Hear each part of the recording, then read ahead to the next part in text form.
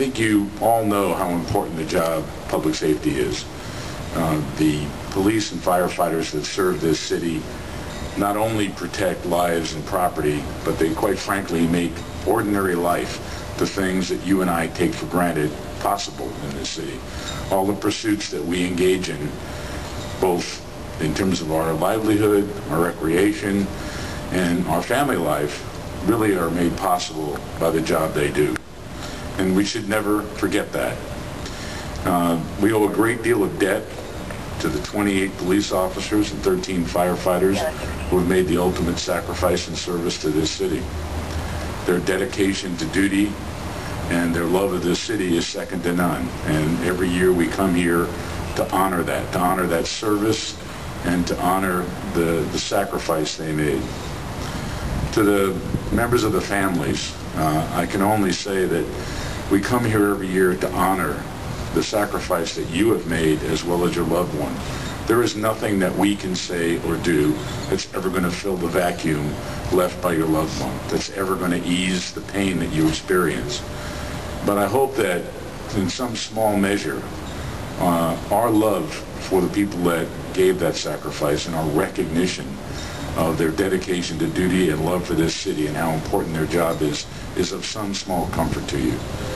We come here every year to honor their memory, and we come here every year to honor their service and their sacrifice. And we will never, never forget them. That's why we meet here every year. And again, I want to thank you for all the sacrifices you have made, and to tell you that this city will always remember that and honor their memory. Thank you for being here. We're here today to honor those that bravely gave the most that any human being can give and selflessly paid the ultimate sacrifice. Police and firefighters come from all jurisdictions, from rural sheriffs, three-man departments to major cities, wearing different uniforms, equipment, different accents, policies, and procedures. Very different departments, but all share a common bond. All are people who grew up with a strong sense of right and wrong. All selected a profession dedicated to preserving the safety and well-being of others. And all took an oath, a solemn oath, to uphold our nation's Constitution, to uphold the laws of our state fairly and impartially, and to give respect to get respect. Today we celebrate the dedication, commitment, courage, and compassion of all of these officers and firefighters, but we particularly focus on the 28 Long Beach police officers and 13 Long Beach firefighters who sacrificed their lives in the cause of preserving the freedom and safety of others. Although they are no longer with us, we will never forget. This memorial behind me demonstrates your commitment to those we honor here today and those who carry on that memory. Many of you here today now bear a painful burden, a burden I hope that has been made lighter by the fellowship and sympathy you are for one another. We all have become brothers and sisters through our common sorrow and bond. I hope your pride increases with your understanding of what these fallen officers and firefighters meant to this city as well as to the rest of the nation. Their engraved names remind us of how far we have gone in the quest for the American dream and how much further we still have to go. Whatever the cause of their passing, all of them died as they lived, committed to duty. Our culture today, with its insistence on quick satisfaction, is often at odds with the concept of duty. All of our officers and firefighters chose a profession where they could no longer sit still and proclaim that somebody should do something. Thinking about taking action and actually taking action is what separates the good from the great, the well-intentioned from the heroes. It's a natural instinct to avoid danger, to preserve your own safety, and to run from a threat. Police officers and firefighters do not follow human nature in this regard. They routinely run toward the threat, toward gunshots, down dark alleys with very little information to work with. They run into burning buildings when everything in their core tells them they probably shouldn't do that. No other professions expect so much, and no other profession is so often so second-guessed. Despite continuous and often unwarranted criticism for our officers and firefighters, they go out there every day and night, not knowing what lies ahead for them. They routinely face evil in its rawest form, and they see things that no human being should see, and yet they continue on. Today we honor those who wear a uniform and chose a life dedicated to service. We live in the greatest country that ever existed, Yet we still face random and calculated acts of extreme violence and disregard for human life on a daily basis. We recruit, train, and deploy the very best. They patrol our streets wearing a badge over their heart. It is only a metal symbol, but oh, what a symbol it is. It represents all that's worth preserving in a free society. The officer on the street, much like our military, lives and dies to preserve freedom.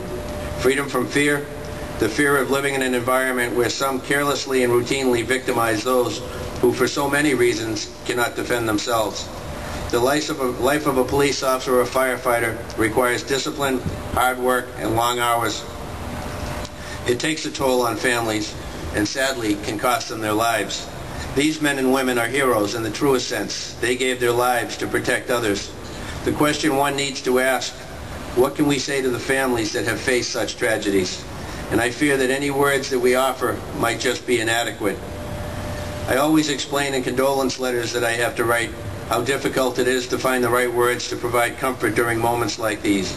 However, I know that time has ingredients to lessen the deepest of sorrows, and that the burden of sadness will eventually be reduced by the many pleasant memories that remain as a reminder of the good times shared together. I am here today, as all of you are, to express our gratitude and to stand beside all of you as a symbol to our commitment to the sacrifice that was paid, as a partner and a friend. I don't believe that there is a survivor here today who doesn't share the same thoughts and feelings. And to you, all of you officers and firefighters here today, please know that you don't have to die to be a hero. You are a hero every single day. We honor you today and always for what you do, protecting and serving. The names inscribed on this monument represent the very best in America. They represent what we believe in and what we stand for. These names chronicle the supreme sacrifice, not only of themselves, but of their families as well. We owe them a debt that our society can never repay. Thank you for joining us all here today, for participating in this celebration of lives well led. God bless you, and God bless America. Franklin Delano Roosevelt was this nation's 32nd president. He was elected to 4 terms in office, the only president to ever do so. He was commander-in-chief in the Second World War, known for his many inspirational quotes, with perhaps his most famous being, "The only thing you have to fear is fear itself." You might assume such a dramatic statement was to inspire a nation to war, but instead it was to inspire a nation to face an economic crisis. For Roosevelt took over the presidency in 1933 in the midst of the Great Depression. The fear itself quote he used was given in his very first inaugural speech. Today, like in 1933, our nation faces an unprecedented economic challenge. We can well imagine that the firefighters and police officers of the Depression era, 2 firefighters lost their lives in 1933, were probably asked to do more with less. I'm confident that they rose to the occasion, ensuring the community's protection, just as our firefighters and police officers do today.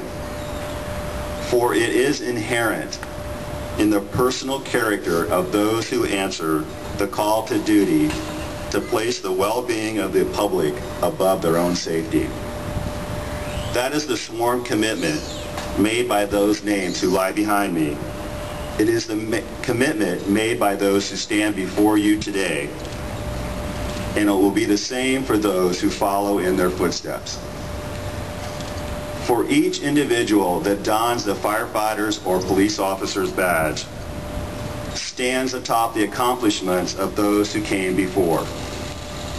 And in turn, they prepare the path for those who will follow. Today we honor those who gave their lives along that path. And I thank you for sharing this moment in their recognition.